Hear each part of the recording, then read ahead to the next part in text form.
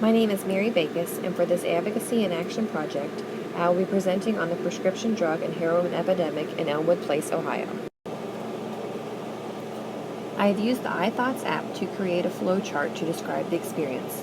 We'll begin by discussing the community of Elmwood Place and the problems that they are having.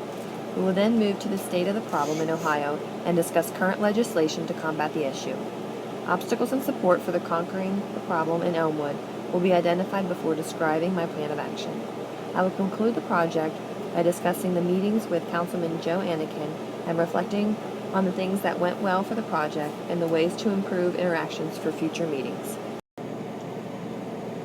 Elmwood Place is a small village in Hamilton County, Ohio, consisting of only 0.32 square miles. It is bordered by the town of St. Bernard to the south and is nearly surrounded by the city of Cincinnati.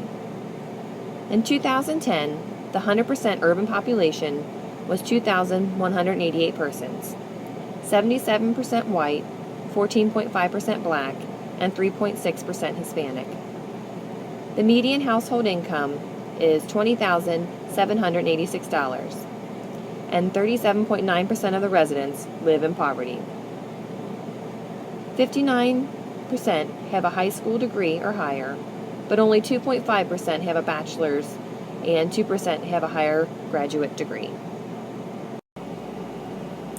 While looking for a community problem to address with this Advocacy and Action project, I was speaking with a small business owner in Elmwood.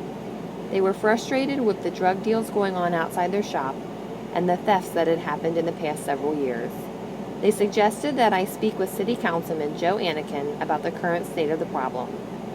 I learned from Councilman Anakin that 75 to 80% of the emergency calls made there were drug-related, with heroin and prescription drugs being the major culprits. Narcan, the reversal agent for an overdose, is being administered most times, and a growing portion of the village's budget is being used to cover it, because it is often not reimbursed by insurance. Many of their businesses have left or are considering leaving because of the drug problem. They have no resources for drug counseling and only a small amount for youth activities. With only a small pool and park, they are concerned that the children, especially with the summer months approaching, will not have constructive things to do and may turn to drugs. The prescription drug and heroin problem is not unique to Elmwood. It has become an epidemic in the state of Ohio. According to the Ohio Department of Health, in 2007, unintentional drug poisonings became the leading cause of injury death in Ohio, surpassing motor vehicle crashes. From 2000 to 2012, the death rate for unintentional drug poisoning increased 366%. On average, approximately 5 people die each year in Ohio due to drug overdoses. Overdoses are costing the state $5.4 million daily in medical and work loss costs. The Ohio Department of Health has 3 main ways they are combating the problem. First, collaboration, then naloxone distribution, and community projects. With collaboration, they have created the Prescription Drug Abuse Action Group. It is an ongoing multidisciplinary work group devoted to decreasing abuse and overdoses.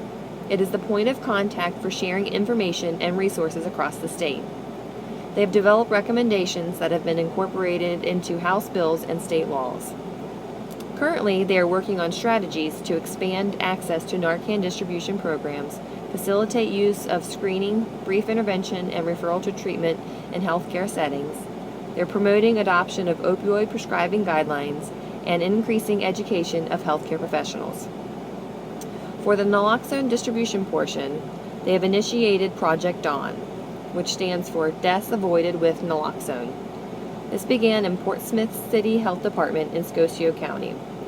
After the success here, they are currently giving resources, technical support, and financial support to expand the program to Ross, Stark, and Hamilton County. There are several community projects underway.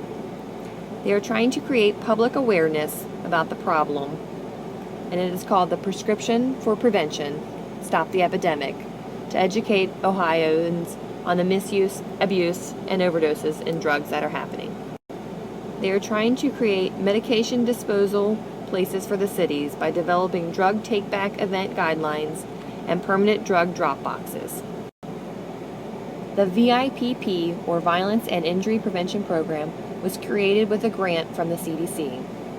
It was created to implement comprehensive community-based efforts to address abuse and overdoses via coalition development, community needs assessment and evaluation, formation of a poison death review committee, and development of policy, systems, and environmental change strategies. In 2014, Ohio House Bill 170 was signed into law by Governor Kasich. It expanded lists of licensed healthcare professionals, emergency responders, and peace officers that could prescribe or administer Narcan. It provided nasal Narcan to family and friends of at-risk persons, and it helped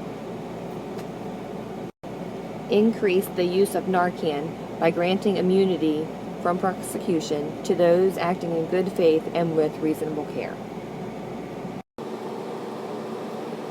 The Village of Elmwood has many obstacles to face with its war on drugs. Over the last several years, there has been a lot of speculation on corruption in the city government. They have had 3 mayors in the last year and a half. Councilman Anakin is the most senior member with only 1.5 years of experience. Because they have lived for so many years here, they are all aware of the problems, but they lack the knowledge of where to find the support to solve them. Another obstacle faced is the lack of law enforcement presence. Due to a limited budget, they are only able to employ 1 full-time police officer and 12 part-time officers. There have been instances where business owners and citizens have called to report drug deals, and there weren't enough officers available to respond to the call. The third and largest obstacle is the lack of funding. With the balancing of the state budget in recent years, there has been less money available for small communities. This, combined with a low income tax and decreasing number of businesses operating in the village, leaves a small budget for the council to work with. While the village has had many obstacles to overcome in the recent past, they are encouraged that there can be change in the future. The new mayor and city council members are working on bringing more businesses into the village. They recently welcomed Rumpke Recycling. This larger business will bring more tax dollars into their budget. They are actively working on locating funding from the local, state, and national level for drug counseling and Narcan administration, and they are interested in hearing about ways to obtain grants for the children. The plan of action was to introduce the grant ideas to obtain funding for the children's projects and to inform the council of the Ohio Department of Health's initiatives to combat the drug epidemic. This information was described earlier in the presentation. There are 3 organizations who offered grants that look promising for the children's programs in Elmwood. The Data Foundation offers grants in Greater Cincinnati to carry out projects that benefit children in areas of arts, culture, education, healthcare, social services, and community needs. Several of the recent programs that were backed include group trips to the zoo and Power Up for Success. This program teaches computer skills to low-income children. They usually give out about 100 grants per year, averaging $10,000 to $15,000 per grant. The Greater Cincinnati Foundation gives out grants up to $1,000 to innovative education projects for kids during the school year and during the summer. The last foundation, Interact for Health organization, has given out more than 2,500 grants since 1996, many for school-age children's health care and for substance abuse disorders. After doing research on the state of the problem in Ohio and their policies and programs to combat the drug epidemic, I worked on creating a list of possible local grants that will be available to help create programs for the children of the village, as requested by the council. I met with Joe again in a follow-up face-to-face to present the opportunities to secure funding for the children from local foundations and to discuss support and funding from the state of Ohio to combat the drug epidemic. I answered all questions to the best of my knowledge and left him with the materials I prepared to share with the rest of the council. Overall, I felt this project went very well. Councilman Anakin was very kind in offering his time to spend with me. I believe that I was able to supply him with concrete ideas of how to increase funding, as well as visual aids to allow for further dissemination to the rest of the council. For further encounters, I would like to prepare a presentation for the whole council.